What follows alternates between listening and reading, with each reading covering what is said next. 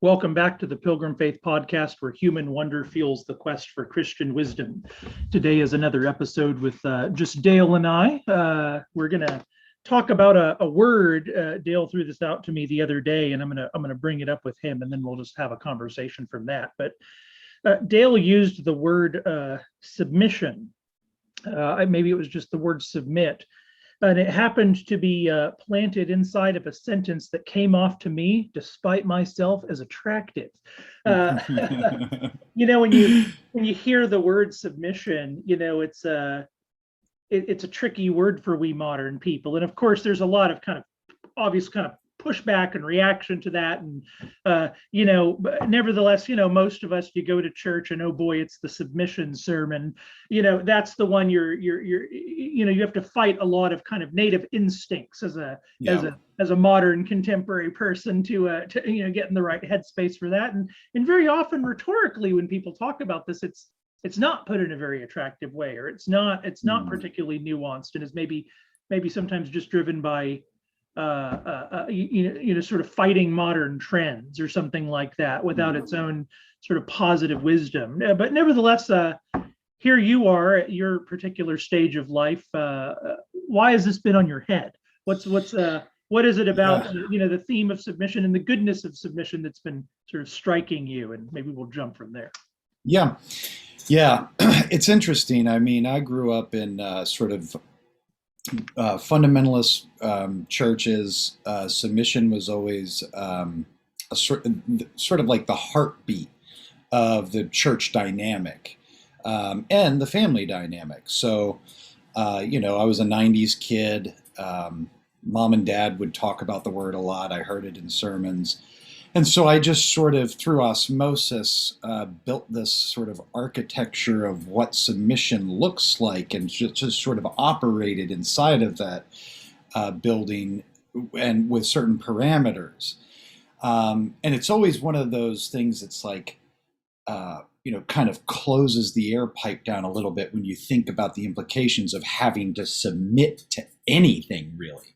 Right. But the Bible is clear that God's law is a law of love, and it's freeing. And I think there was one of those gestalt shifts in the consciousness. We had our first day of school on Monday. So the new school's up and running, and we did chapel in the morning, and I sort of located the spiritual vibe for the day in Colossians chapter 3, where Paul is telling slaves to obey their masters and work as unto the Lord and not as people pleasers. We're not looking for recognition from those in authority above us, but we submit to them and we work diligently for God. And I talked about the goodness of authority. Authority, especially in the self-expressive individualism waters we're all swimming with in North America, means I'll respect the authority insofar as the authority respects me. And there seems to be a tension, but I'm feeling less of the tension because I think I'm starting to understand submission to authority in a more liberating way. If that makes sense. I think this is where our conversation went. It's a delight to submit. It's a delight to obey. And you really go back to Exodus chapter 20, where God tells Israel in the fifth commandment, obey your mother and father in the Lord so that it will go well with you in the land. Right. So the whole reason God is telling them to submit to an authority is so that they will prosper in Israel. And it really does need to be a shift of like your framing of submission and authority, where you do it out of a delight for the thing that you have to submit to because you're going to receive a blessing if you do submit there. Yeah. Now, we can take this in a million different ways. Yeah, one of the immediate things I might say is just that it's interesting when I'm hearing you talk to recall, I think, so much of the conversation conversation around things like authority and submission, and this is somewhat understandable for fallen people, right? So much of the conversation is around when that goes wrong. In other words, let's look at, what we're trying to do is kind of craft something that will avoid all the errors, and there really are errors in all of those things. And yet ultimately that's an insufficient way to get at the thing itself. The sufficient way to get at the thing itself is actually to say, just what are they as goods in themselves, and why are they goods in themselves, and then what is the threshold through which you can have an exception in participating in them. But they're, even though they're your default, so to speak. It's interesting, when I hear you say this, one of the things that strikes me about the way that you're saying it is that it's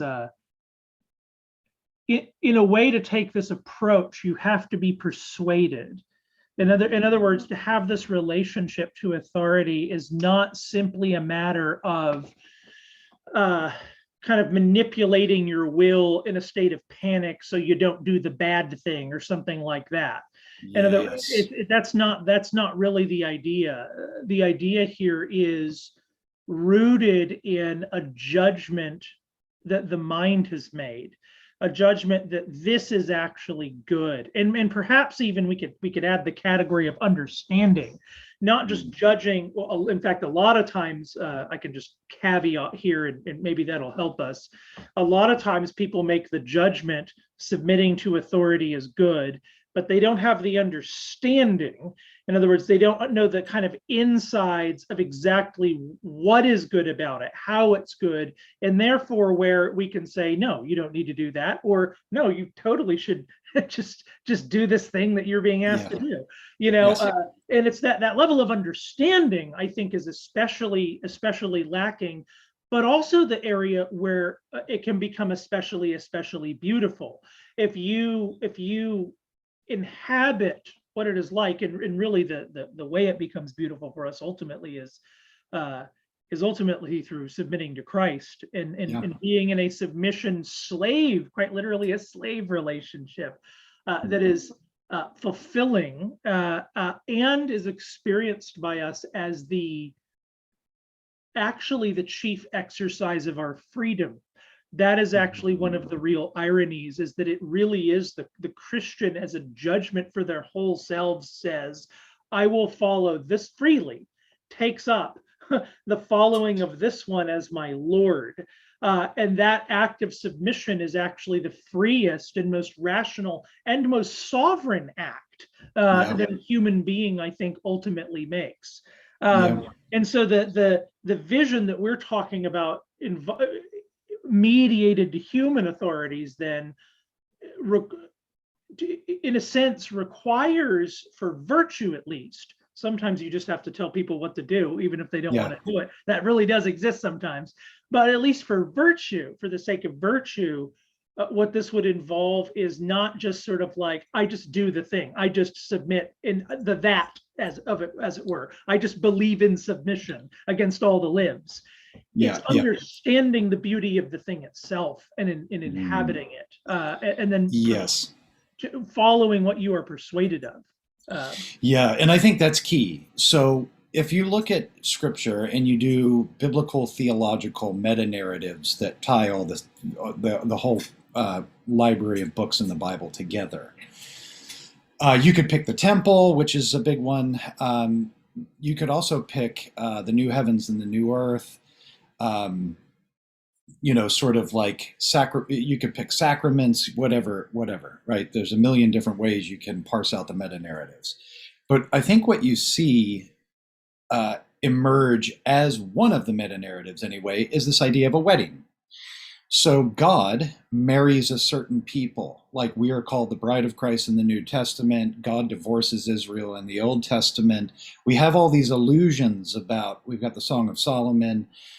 We've got all these allusions about the union with God in the context of marriage.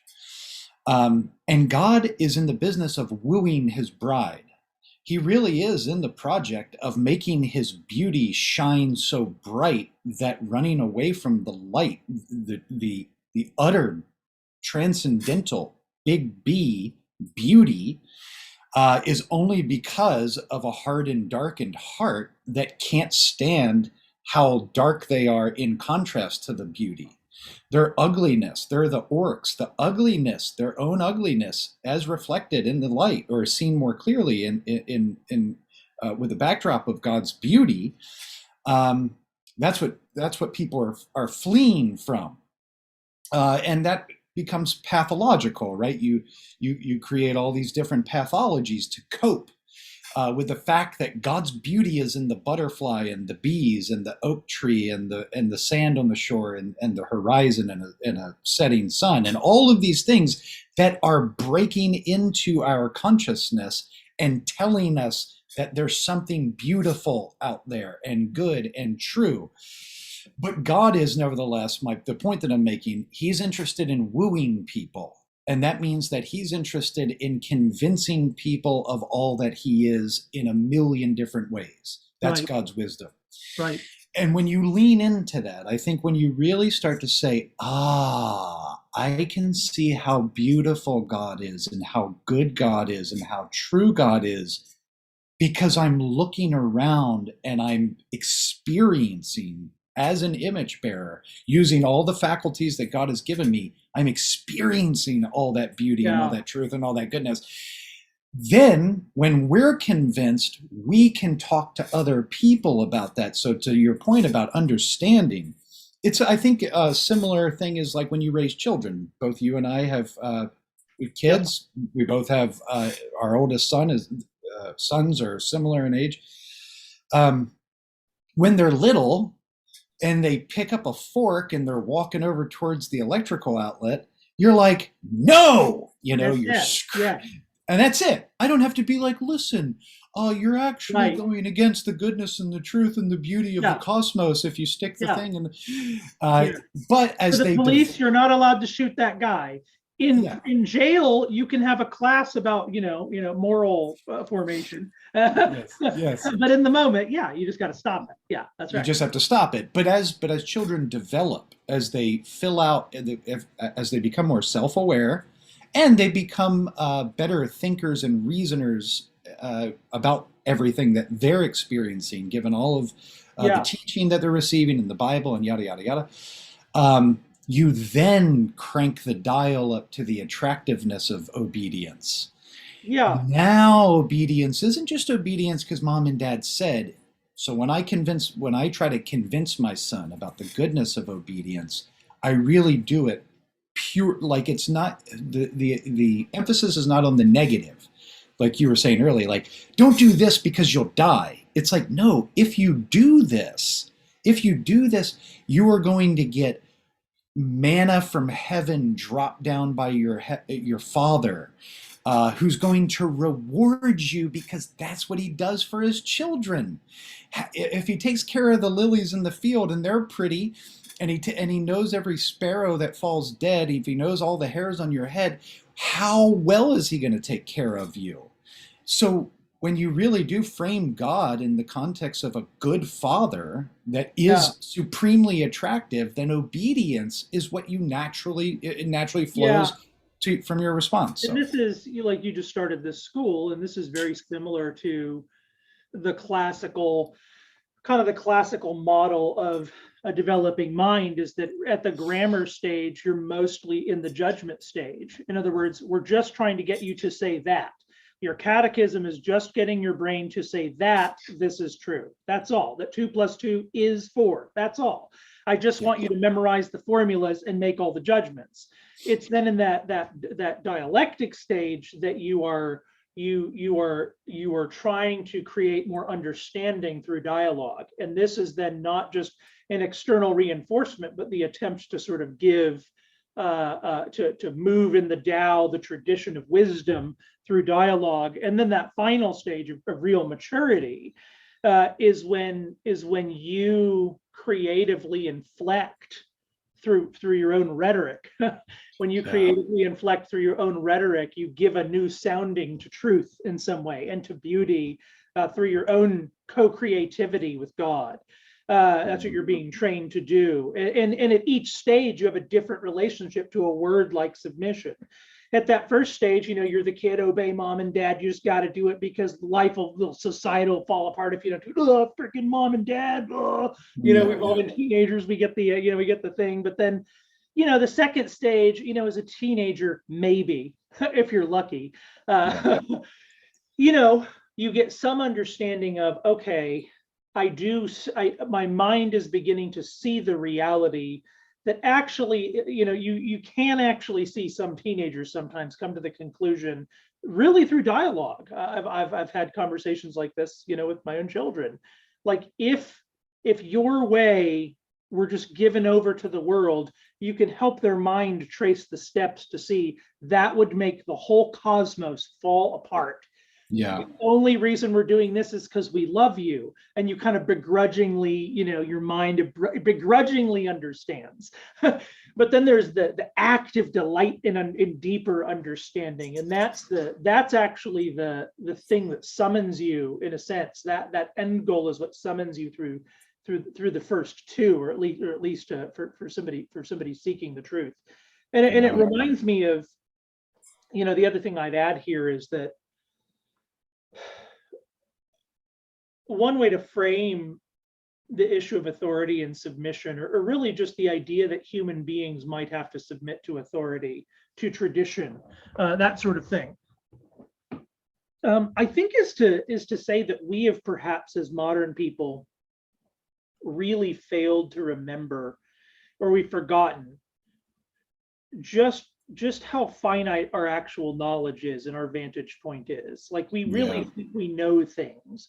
We really think we've got a system down. All of us, whether it's like conservative, reformed, or what, everybody is persuaded that they've got this system, or that they've figured. And there's just very little sense out there of, what do I know? Like, I'm just one dude in the sea of time, in the sea of civilization, in the sea of Christendom. Who am I to know? And when you think of that, one of the things that becomes clearer to me, and that's been every human in history, this is why the tradition is important, because it's the hive mind as opposed to just your little puny life, which is nevertheless a vantage point on the whole, and wonderful. Go be yourself. In any case,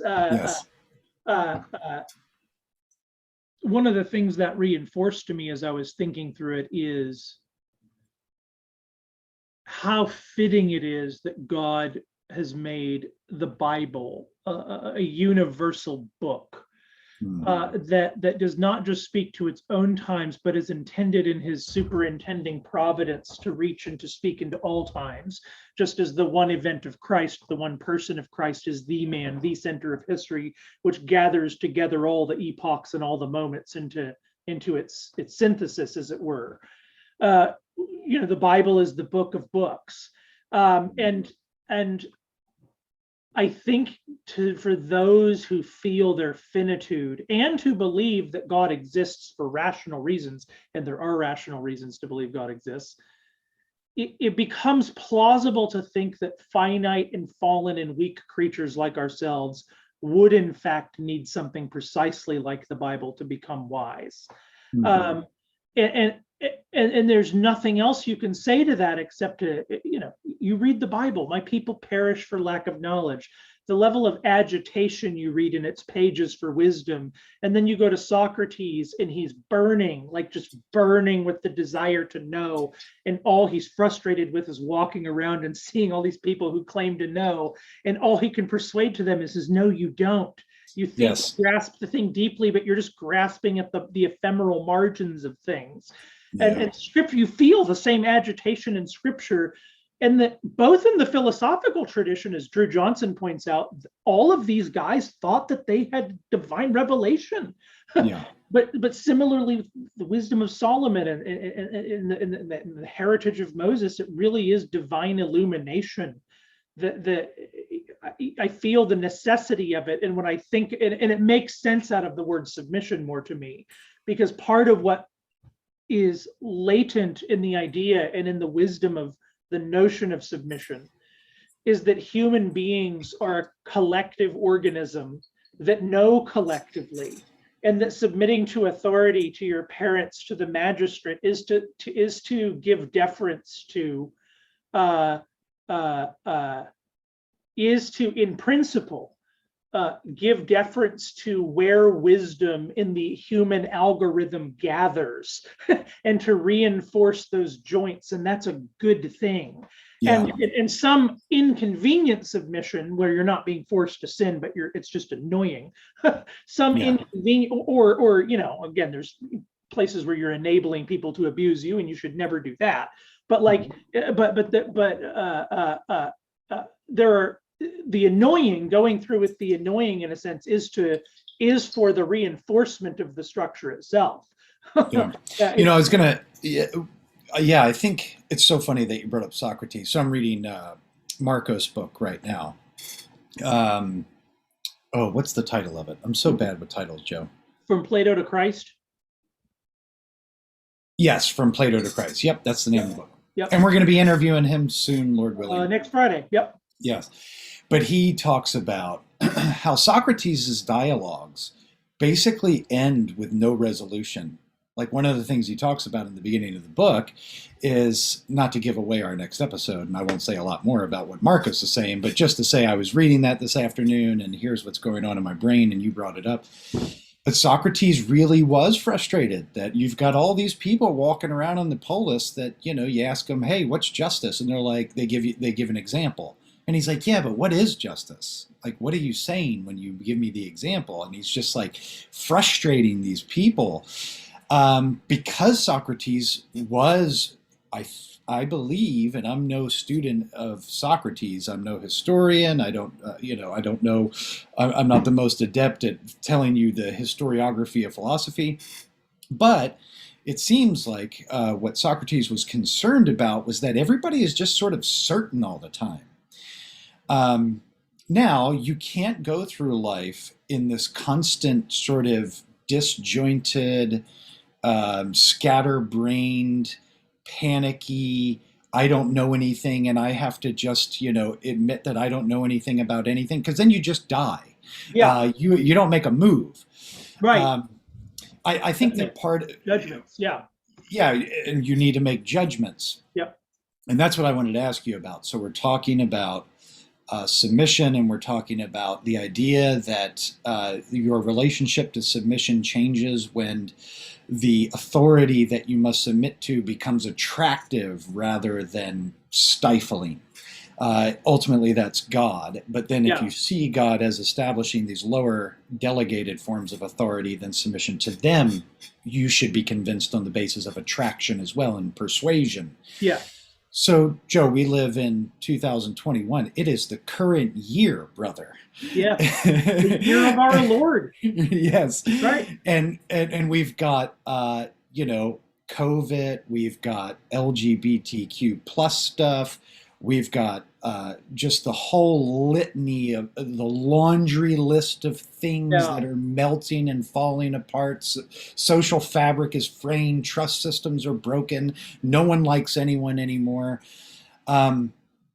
If we're trying to go out and tell the purple-haired, shout your abortion t-shirt wearing LGBTQ plus advocate that they need to submit to Christ for the salvation of their soul. And for the listening audience, this is something that Joe and I spoke about last night for several hours.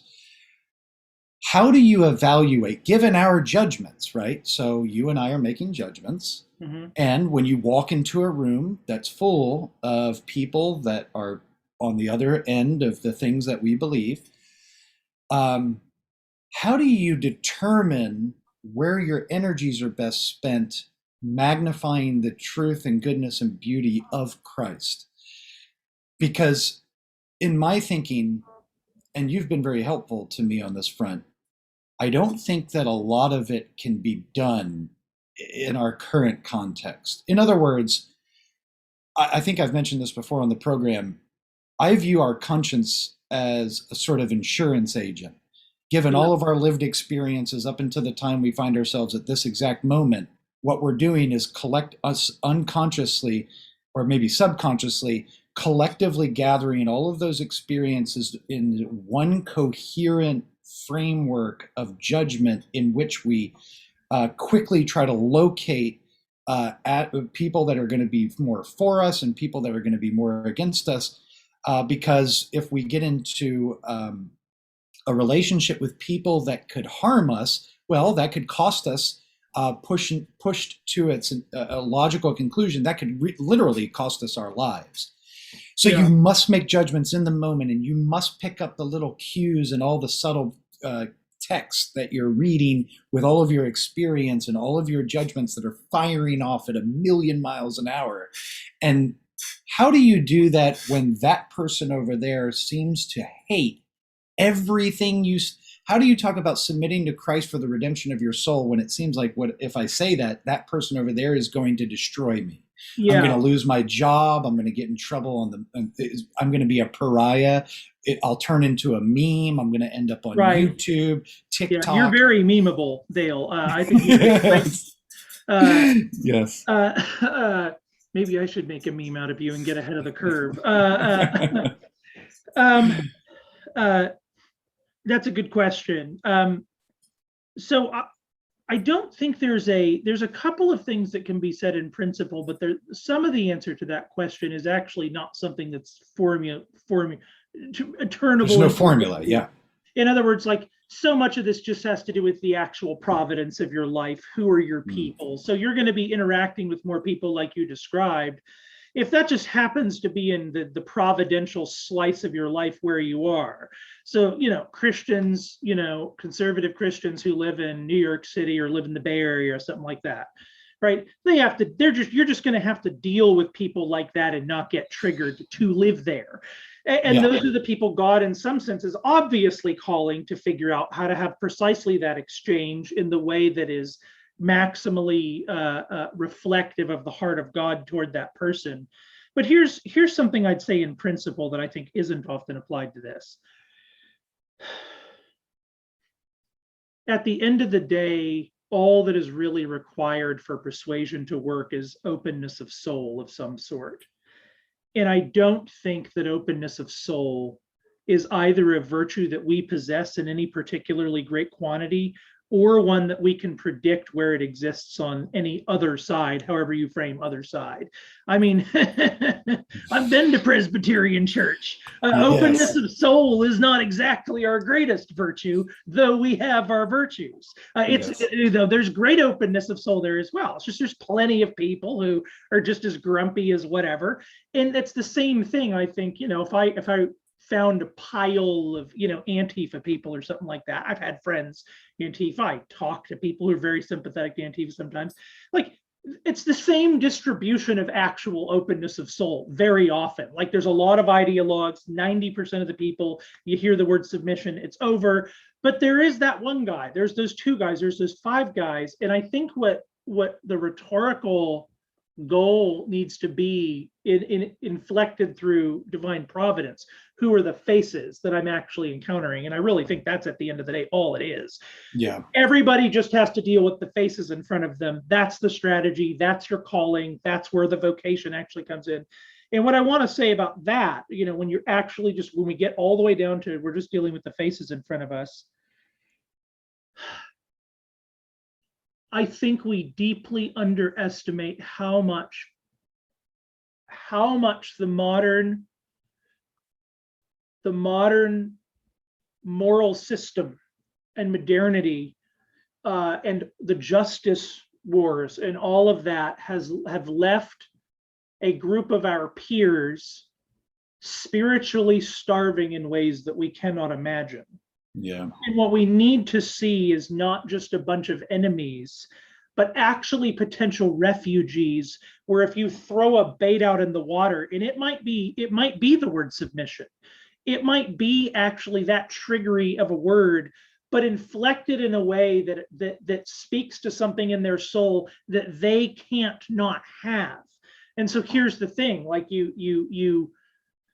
this is why I think the rhetoric of Jordan Peterson actually in some ways is so powerful, because he can speak about the trigger terms, but he speaks of them, I think, wrapped in a kind of dignity that is very difficult for the animal to not be attracted to. And the animal, that kind of spiritual animal, mix or whatever, however you want to describe that, is just part of the image of God. So for instance, the right, tends to emphasize home, tends to emphasize the local, it tends to emphasize the hearth, blood, all that kind of thing. Those appeals are meaningful. They just are. Yeah. And you can say them to everybody, in fact. And in fact, it's funny where, what do you think, when people are, bougie, upper middle class lefties, what do but go find a home where they're with a bunch of people who are just like them and can make their neighborhood just the way they want it, because they feel the same thing. They have the same drives. They want their family to be just like it is, and they make their kitchen just the way they want it because they're people. Yes. And I guess what I'm trying to say is like submission. There's something in the human. There's something in the sovereignty of man that is unfulfilled and unactualized before it freely lays itself down before a greater king. Yeah. And I think that can be precision targeted into the heart of man, not like it's gonna work or something. Not, this isn't a formula, but it's assuming that there's a thing there, and then to say, just like ratatouille, right? A chef can come from anywhere. Openness of soul is wherever it is. It's wherever the spirit moves when you throw that spear of that word. But it's not just throwing facts. It's communicating a thing. It's communicating a reality. And it takes, I think, Joe, it takes an intentional. Brother, here's the thing. When we talk about this sort of thing, like how do we do Christianity and modernity is really what we're talking about. It really does come down to dealing with the person as the person, divorced from whatever you tend to code them as, because of everything that you're shaped by to read that person the way that we're taught to read that person. That person is a person that has been given equally the commission to take dominion of the world, right, and to fill it with image bearers of God. They're fellow kings. They're co-rulers, literally. Co-rulers. They're co-rulers. Literally.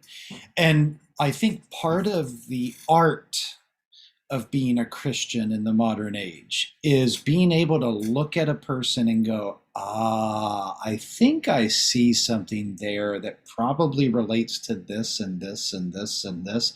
And that is most likely, on a probability scale, what's contributing, at least in part, to why they're manifesting certain behaviors and pathologies, and the way that they dress in public, and like they are trying to do something. I mean, my mind is going, so I'm just going to jump over to what I wanted to say. But like Aristotle's Ethics, every thought, action, and inquiry is aimed at some good. First sentence in the Ethics. That statement is so meaningful because when you really do understand, Tom Holland's picked up on this. You mentioned Jordan Peterson. I think that Jung was sort of getting at this too, with his emphasis on myths and stories, and Campbell sort of picked up the mantle. But I think that all of them are in a conversation saying the same thing that Jesus actually said, which is that, and Paul says it in Acts chapter 17, before he gives his statement at the Areopagus about the unknown God, he talks about how people are groping around in the dark, trying to find something that's true. The nature of man does go towards that which created it. How could it not? That's the question. Yeah. How could it not try to grope? Well, so let me just wrap that up. Yeah, go ahead.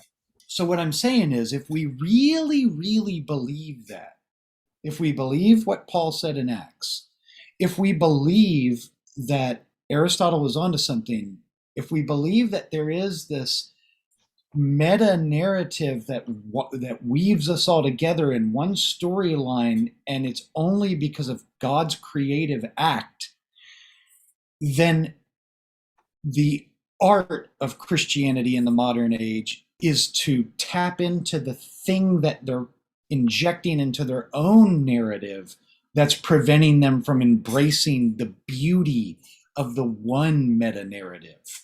Right. And then surgically removing those splinters in their mind and in their soul to liberate them from slavery to the kingdom of darkness. Like, if that's the move, well, then that's great. This is what we should be about. Yeah, there's a misunderstanding of total depravity, so, the doctrine of total depravity, which you and I confess, which is that really, Yes. I'm just saying it off the fly here, but, that all man comprehensively is dead in trespasses and sins and unable to respond in a redemptive way to God and to have faith in Christ apart from the work of the Holy Spirit. And it doesn't mean that man is as evil as he possibly could be all the time. We believe in the prevention of common grace and all that sort of thing.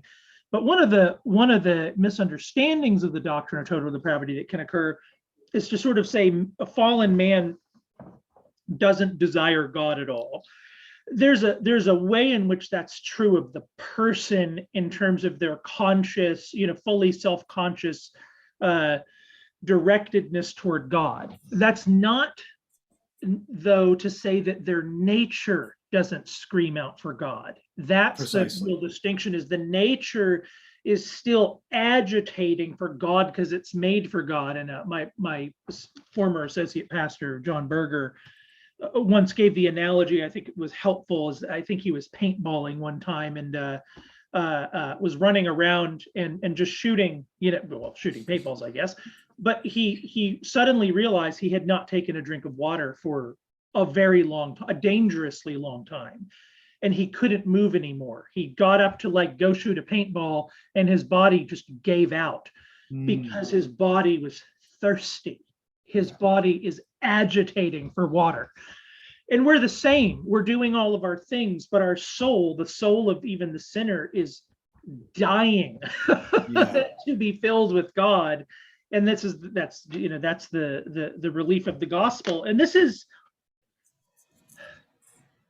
one of the things we talk about relatively frequently, I think, in our conversations, and I think is especially relevant here when we talk about something like submission and our relationship to it as a category and our sense of its goodness,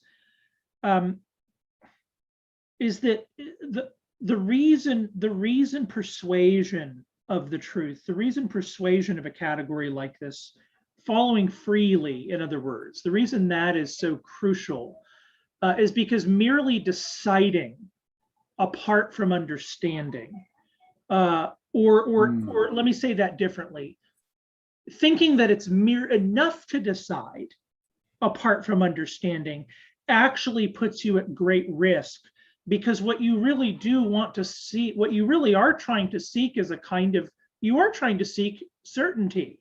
You are actually trying to seek confidence and understanding. So one of the things we've said here on the program before is that certainty apart from pilgrimage is kind of the definition of cult. That's Kermit the Frog told us that as well. Kermit the Oracle Frog. The Kermit the Oracle best meme series. Yes, you need to get back on it, brother. I need to make some more Kermit the Oracle. Well, I shouldn't admit that I'm doing that in case it has some studies. Excuse me. Kermit the Oracle Frog, not associated with the Davenant Institute. Okay. Right, that certainty apart from pilgrimage is the very definition of cult in a certain sort of way. And one of the things that's ironic about it is that it actually doesn't wind up producing certainty. Because as the world, when you take that approach to things, what happens is more and more the data of the world smashes into you, and you feel the wobble over and over again, and your relationship to what you believe and to submitting to God increasingly becomes a dimension of will. It increasingly becomes sort of a thing that you're kind of white knuckling yourself into, rather than becoming less an item of like, and it has to start that way, certainly for children, certainly for us as immature believers, and certainly for every believer on this side of the mortal coil. There's a significant dimension of the Christian life that does require self-possession and willpower and being strong-willed and all of those sorts of things. Nevertheless, in as much as we're moving toward maturity, and this is really what I'm trying to say, in as much as we're moving toward maturity, that is always involving the kind of movement toward internalized understanding that gives you a freer and more easy breathing relationship to all of those things, because you do understand it and your whole self agrees with it and finds God trustworthy in it, because what he says just is the reality that I'm beginning to see. I'm just coming to see what he's told me. Right. And so I can trust him, and that's, and then I'm, more his splashing around happy child, just trusting his way. And I think some people are not interested in doing that on a sort of, I think some people, so I want to, generalities are good, and we don't have to make qualifications about generalities, because generalities are just generalities. But Ecclesiastes, I think it's like 118 and following to the end of the chapter, Solomon, wisest man to ever live, right? He talks about how it's an unhappy lot that God has given to man to search out all the things under heaven, all the things under the sun. And when you're talking about maturity, and especially maturity in this current iteration of God's providence, God might not come back for another 10,000 years. Right. So, if he doesn't, like, what were we thinking at this particular moment, dealing with all of the things that we have to deal with? We can simultaneously hold to a understanding that God has given us, and this goes to your point about the Bible, that it really doesn't feel happy all the time, that we have to search all the things out underneath the sun. And with great understanding comes much vexation, Solomon says. So if you feel a level of vexation in your soul when you come upon greater and greater bits of the shore of understanding, then just know that you're in good company. What shouldn't scare us is the fact that we don't feel perfectly in line with all the things. And that just means that we're looking forward to glory. We're looking forward to the celestial city. We're looking forward to the full revelation of God in the face of Jesus Christ given to us, where we can understand things the way that humans are supposed to understand things. And so as we move out into our everyday life, when we're trying to communicate with our political or ideological opponents, you can hold the tension of frustration and unhappiness in the same hand that you can hold hope and a commitment towards persuasion about the goodness of submission to that God. This God has offered himself in the person of Christ precisely to you, Mrs. Whatever, you, Mr. Ideologue that, believes all the things that I just don't believe. And when you can do that in a wise way with all of the gifts that God has given you, then at the end of the day, when you lay your head on the pillow, Joe, I really think you can say to yourself, God, here's what's interesting, dude. God gives us our therapy through us being therapists to others on the behalf of God. It's this beautiful reciprocal relationship that when we open our mouths to people that hate God in this present age, with however they manifest that we discover something about ourselves that connects with them on a very deep level, if we're sensitive and we're operating with good empathy towards them, to where we can understand why they would sort of do what they're doing, but nevertheless realize that we have the key to eternal peace. And when we do that, when we think along those lines, we actually start to embody that peace more and more and more. So when we're talking to our opponents, that's good for our own soul. And Right. that's a beautiful move. Right. So Right. yeah. Yeah, I was just gonna add, we're going down toward a Yes. close here. I was just gonna say that I was writing just this week about I'm teaching a class coming up, approaches to defending the faith, and I was writing a For promo Davenant Hall. for Davenant Hall, right? And I was writing a promo blog post for it, that kind of became a turns out a history of my relationship with presuppositionalism, which was a weird thing to write about. I didn't mean to write about that, but that's just how it came out. Yes. But one of the things that I found myself writing was that I think in this isn't all presuppositionalists, so I tried to qualify in the piece. I'm not trying to dig on all presuppositionalists, but sometimes when you encounter a certain kind of apologetics method or a certain certain kind of character, the way the conversation about doubt moves is to always make a kind of meta move backward to a pre-issue. So here's where I am, and here's my access point to doubting something about God.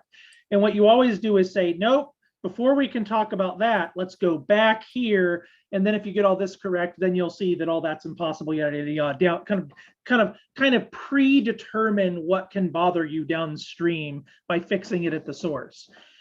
And it seems to me like that just doesn't actually wind up working. One of the things that I think became a cognitive dissonance with me is that, and again, I think there's plenty of presuppositionalists that would recognize that as well. But at least that variety of the strategy, that doesn't work. Rather, what it feels like to mature and to come to confidence, to come to knowledge, is not to get the perfect set of a prioris. It's actually to press through. It's actually not to go backwards, it's to move forward. Here's the thing that's bothering me. It's to press into the thing that's bothering you. And to go there prayerfully, I think one of the things that's nice, I have to say, about being 39 versus 21 is that I've spent a lot of years doubting. I've spent a lot of years wondering about things, and I've spent a lot of years worried that if I go ask this question, I'm going to go off the deep end. But I have been able to say at each moment, Jesus, be with me and preserve me from error and help me see you and not be misguided. And I've seen him do that now for 25 years. And so, when you've seen him do that for 25 years, you become a little less afraid, actually, that he's just going to leave you hanging if you go let yourself ask that question. No, you've been reading Dune recently, and we were just talking about the litany against fear. Yes. That's the fear is the mind killer, but I will face my fears. Like the act, yes. I'm going to let them pass through me. I don't remember all the language. Yes. We're being nerds right now. Yes. You quoted it to me the other day, and I quite appreciated it.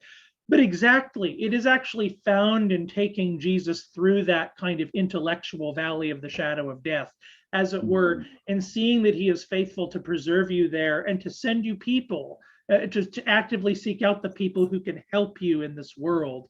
And I think when you take that approach, what you find is, to go back to something you asked earlier, what you find is you aren't actually just adrift in the world where you don't actually, always learning and never coming to a knowledge of the truth. What you find is that you actually grow in real confidence. Yeah. There are certain questions that you don't find yourself going back to as often in kind of OCD, let me check my answer fashion, because you've internalized it more deeply, because you understand more deeply. And so you actually do come to concrete knowing that's firm and delicious and wonderful. Yes. And it's an appreciation of the beauty and the good and the true. Yes. And that's, I think, all we're trying to say. Submission to God comes through persuasion of the goodness of God. Yes. That God is for us and he's not against us. He's not a mean, grumpy old man with a big white beard tapping his toe on the clouds with his arms fixed, sort of going, Right. now, now, now. He like moved Right. mountains and sent his son to die on a tree for And you. what that means for us is that, I think of modern sexual confusion or modern gender confusion. The thing that I think needs to be communicated to spiritual refugees more than anything else is the God who ordered your body this way did good to you by doing that. It's a good, Yeah. and actually there's a piece of you that's dying to be seen, to be recognized, to come into being, to come Yes. into expression because it's what you are, and that is sheerly of the goodness of God. And so is authority, so are parents, so is that we have this relationship to parents, so is that we have to sometimes annoyingly say okay when dad says do this thing that's kind of annoying. All of that is part of an algorithm that's beautiful. And again, there's all the questions about what do you do on the margin cases, but that's actually not as important as just shoving people's face. I think at this point we shouldn't give all the talking space to what do we do with the exceptions. Most of the talking space needs to be about the goodness of the thing that we're starving for. Yeah. Crave the second that we see it, the Yes. very second that we see it, by nature crave it. But sabotage at a civilizational level in Yes. actually giving to people. So yeah.